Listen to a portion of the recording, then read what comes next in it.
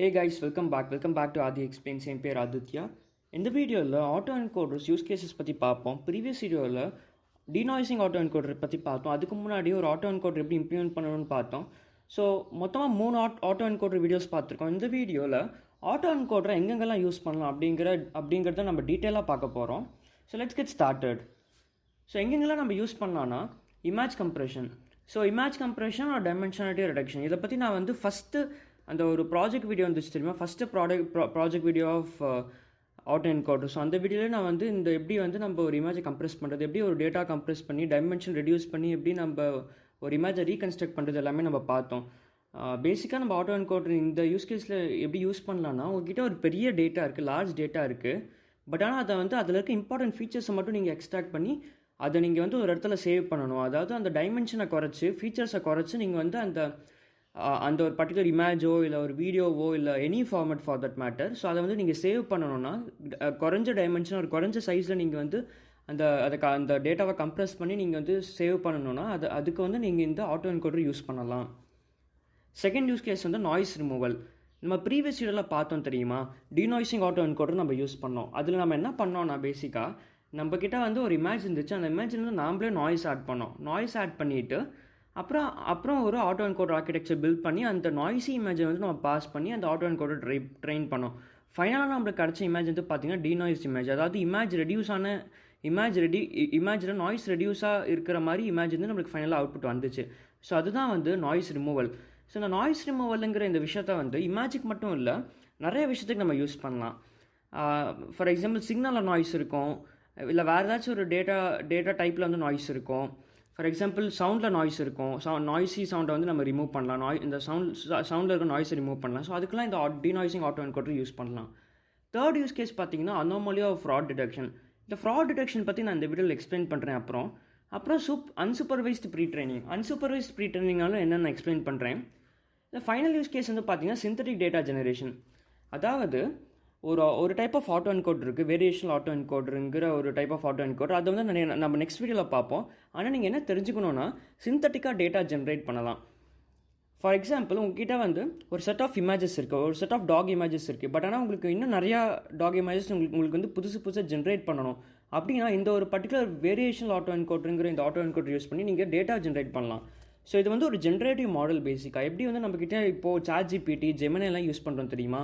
So இது use பண்ணுற மூலயமா நம்மளால் டெக்ஸ்ட் ஜென்ரேட் பண்ணுது, புது ஐடியாஸ், புது டெக்ஸ்ட் ஜென்ரேட் பண்ண முடியுது. ஸோ அதே மாதிரி இதுவுமே ஒரு ஜென்ரேட்டிவ் மாடல். இதை யூஸ் பண்ணி நீங்கள் புது இமேஜஸ், புது டைப் ஆஃப் டேட்டா நீங்கள் ஜென்ரேட் பண்ணலாம். அதை நம்ம நெக்ஸ்ட் வீடியோவில் பார்ப்போம். ஸோ இப்போதைக்கு லெட்ஸ் சி அன்சூப்பர்வைஸ் ப்ரீ ட்ரைனிங்னா நம்ம என்னென்னு பார்ப்போம். அதுவுமே ஒரு யூஸ் கேஸ் தான். ஆட்டோ என்கோடர்ஸ் வந்து அன்சூப்பர்வைஸ் ப்ரீ ட்ரைனிங்லேயும் நம்ம யூஸ் பண்ணலாம். ஸோ இது வந்து ரொம்ப இம்பார்ட்டண்டான ஒரு யூஸ் கேஸ். ஏன்னா இது வந்து நம்ம நிறையா ஆக்சுவலாக நீங்கள் வந்து ஒரு ML இன்ஜினியராக இருக்கீங்க, ஒரு டேட்டா ஹேண்டில் பண்ணி நீங்கள் வந்து ஏதோ மாடல் ட்ரெயின் பண்ணுறீங்கன்னா உங்களுக்கு வந்து இது தேவைப்படும் கண்டிப்பாக. ஸோ பேசிக்காக பாருங்கள், unsupervised pre training. If you have a large data set but most of it is unlabelled. உங்ககிட்ட பெரிய டேட்டா செட் இருக்குது, ஆனால் அந்த டேட்டா செட் இப்போதைக்கு நம்ம இந்த கிளாஸிஃபிகேஷன் எக்ஸாம்பிள் நம்ம எடுத்துப்போமே. உங்ககிட்ட பைனரி கிளாஸிஃபிகேஷன் டேட்டா செட் இருக்குது. பட் ஆனால் அந்த டேட்டா செட்டில் இருக்கிற அந்த பர்டிகுலர் இமேஜ் வந்து என்ன கிளாஸ் இருக்குது அப்படின்னு நீங்கள் வந்து அந்த லேபிள்ஸ் வந்து நமக்கு டேட்டா செட்டில் இல்லை. ஃபார் எக்ஸாம்பிள் உங்கள்கிட்ட வந்து ஒரு 1000 இமேஜஸ் இருக்குன்னு நம்ம எடுத்துப்போம். இந்த 1000 இமேஜஸில் இந்த அவுட் ஆஃப் 1000 வந்து பார்த்தீங்கன்னா 50 இமேஜஸ் வந்து உங்ககிட்ட வந்து லேபிள்டாக இருக்குது.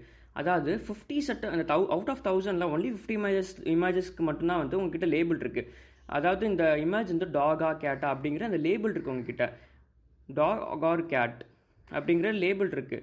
பட் ஆனால் அந்த மிச்சம் 950 இமேஜஸ் இருக்குது தெரியுமா, அந்த மிச்சம் 950 இமேஜஸ் வந்து உங்ககிட்ட அந்த 950 இமேஜஸ்க்கு வந்து லேபிளே இல்லை. அந்த இமேஜ் வந்து டாகா கேட்டா அப்படிங்கிற அந்த ஒரு நாலேஜே வந்து அந்த லேபிளே அந்த இமேஜ் கிட்ட 950 இமேஜஸ் வந்து அன்லேபிள்டு டேட்டா. பேசிக்காக டாகா கேட்டான்னு உங்களுக்கு தெரியாது பேசிக்காக.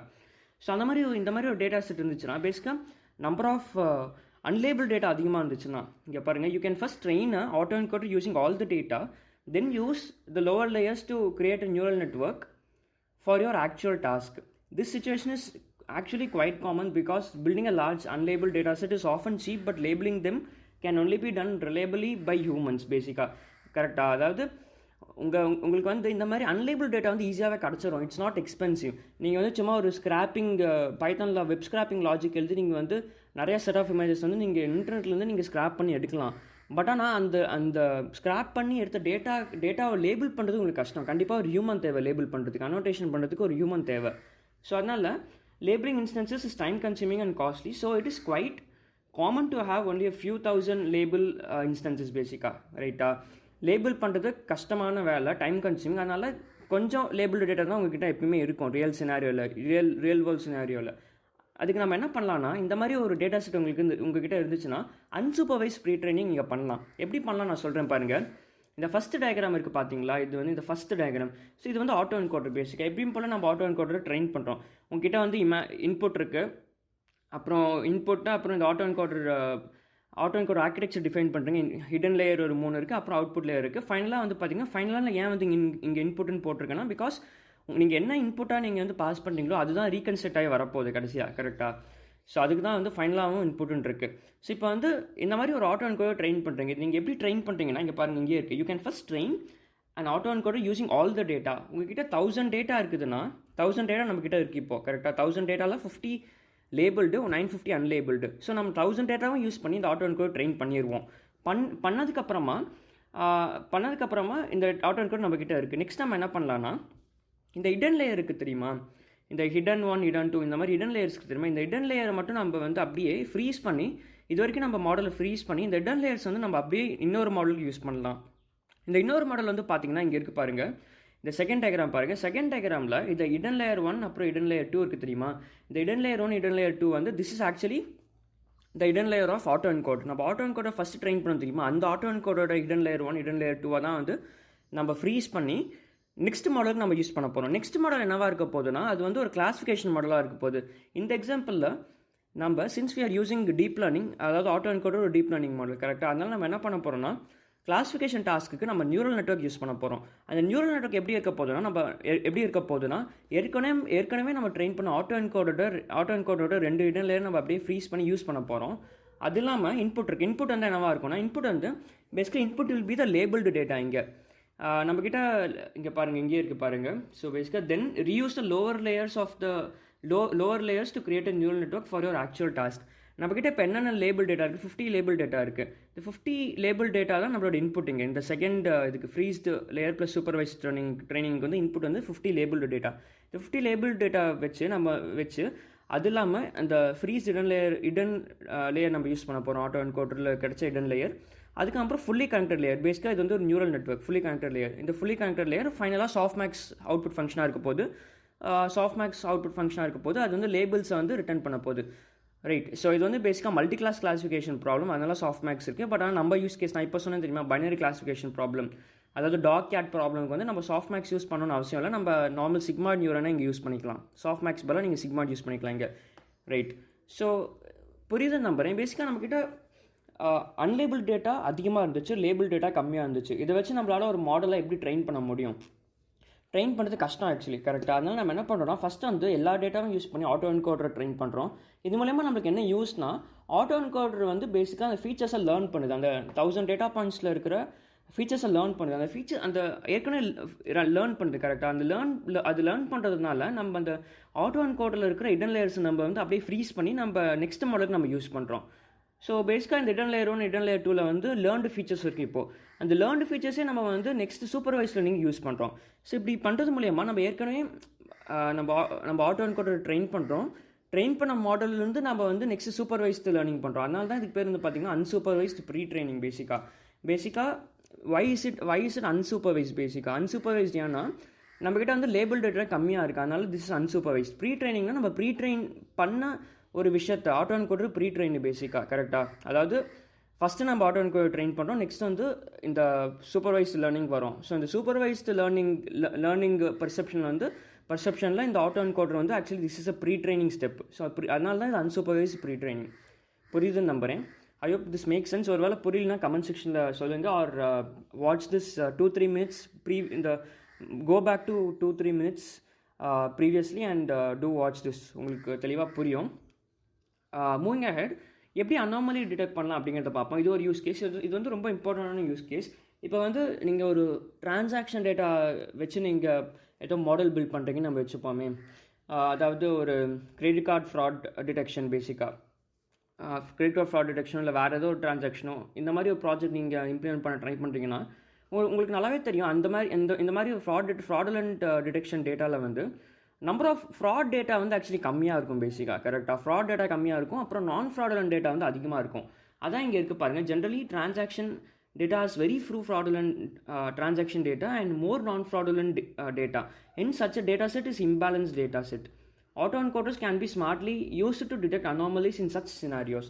அதை நம்ம எப்படி பண்ணலான்னா பேசிக்காக ஃப்ராட் இருக்கா இல்லையா அப்படிங்கிறத நம்ம டிடெக்ட் பண்ண போகிறோம். எப்படி பண்ணலான்னா உங்ககிட்ட அந்த டேட்டா செட் இருக்குது தெரியுமா, நீங்கள் என்ன பண்ணலான்னா லெட்ஸே இந்த மாதிரி இம்பேலன்ஸ் டேட்டா செட் இருக்குது. கண்டிப்பாக இம்பேலன்ஸ்டாக தான் இருக்கும், ஏன்னா நீங்கள் வந்து ஃப்ராட் இருக்கா இல்லையான்னு செக் பண்ண போகிறீங்க. ஸோ எப்பயுமே உங்ககிட்ட இருக்கிற டேட்டா செட்டில் வந்து பார்த்தீங்கன்னா ஃப்ராட் டேட்டா டிடெக்ஷன் பண்ணும்போது நம்பர் ஆஃப் லேபிள்டு டேட்டா வந்து, அதாவது நம்பர் ஆஃப் ஃப்ராடுலண்ட் டிரான்சாக்ஷன்ஸ் வந்து கம்மியாக இருக்கும், நான் ஃப்ராடுலண்ட் டிரான்சாக்ஷன்ஸ் வந்து அதிகமாக இருக்கும்.